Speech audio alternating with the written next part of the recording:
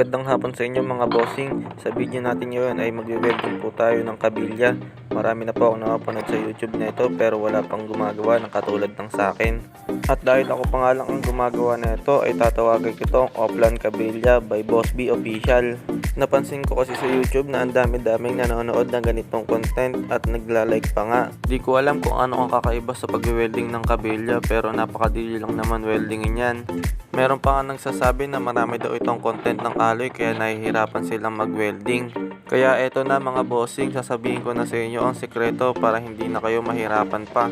Kung kayo ay mag-welding ng kabilya ay dapat ang welding machine nyo ay nakalagay sa tamang perahe. Bibigyan ko kayo ng halimbawa mga bossing. Kung makikita nyo sa video ay meron po tayo dyang 12mm na rebar o kabilya at weldingin ko po yan sa 150 amperes.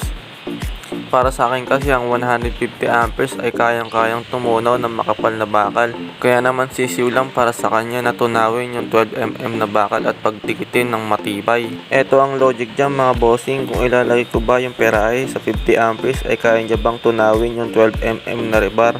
Paki-comment mo naman sa comment section kung alam mo yung sagot at mananalo ka ng 100 pesos GCash load o GCash money. Pero for the meantime ay lista mo muna dahil hindi pa tayo nakakasahod sa YouTube at wala pa tayong budget. Gago! Mabalik nga tayo sa ating topic. Diyan nga po ay makikita nyo na ginatlaan ko lang yung rebar. Kumbaga parang tinapyasan ko lang siya sa gilid. Sa parehong bakal nga po natin gagawin yan at syempre ang purpose po niyan ay doon po natin sila pagdidikitin. At dahil si Boss B nga ang nakaimbento niyan ay sisiguraduhin nating matibay at wala kayong masasabi. Meron nga pala akong sasabihin sa inyo mga bossing, nakakadismaya lang dahil sa mga ginawa nating video ng mga nakarang araw ay wala man lang nanonood. Hindi ko alam kung meron bang mali sa ginagawa ko or nakakornihan lang kayo. Paki-comment nyo naman sa comment section mga bossing at agad kong aaksyonan yan at babaguhin. Binuksan ko na nga dyan yung ating welding machine na gagamitin at syempre Inco yan. Isa sa pinakamatibay at mapagkakatiwala ang branded ng tools. Hindi po tayo endorser ng Inco pero Inco baka naman. Gago! Pagdidikitin na nga po natin dyan yung dalawang rebar at easy messy lang po yung gagamitin nating estilo sa pag-welding. Kung hindi mo pa alam ang ibig sabihin ng easy messy na estilo ay huwag mo nang tangkang itanong sa akin dahil hindi ko rin po yan alam. Gago! At dyan nga po ay magpo-full weld na tayo. Panoorin nyo ng mabuti kung paano gawin ni Boss B ang malakaliskis ng buhaya or ng dragon.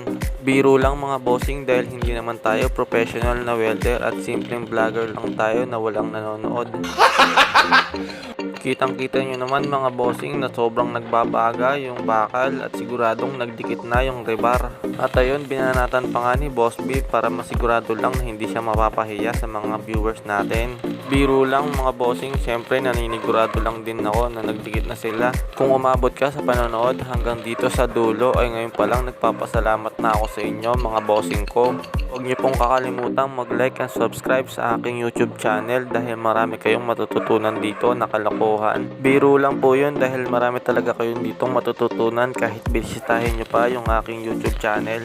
Eto nga po pala yung pangalawang ituturo ko sa inyo. Madalas po itong ginagawa ng mga welder na ayaw mapagod. Basta pagdidikitan nyo lang dyan yung dalawang rebar at bahalan si Batman kung magdikit man sila o hindi.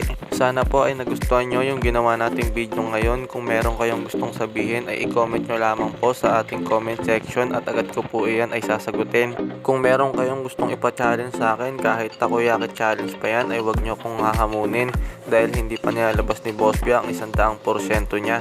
Hindi naman sa pagmamayabang pero nung nakaraan ay kumain ako ng samyang at tamis por yun kaya wag nyo akong inaano dyan. Sana ay nag-enjoy kayo sa panonood, yun lamang po. Paalam!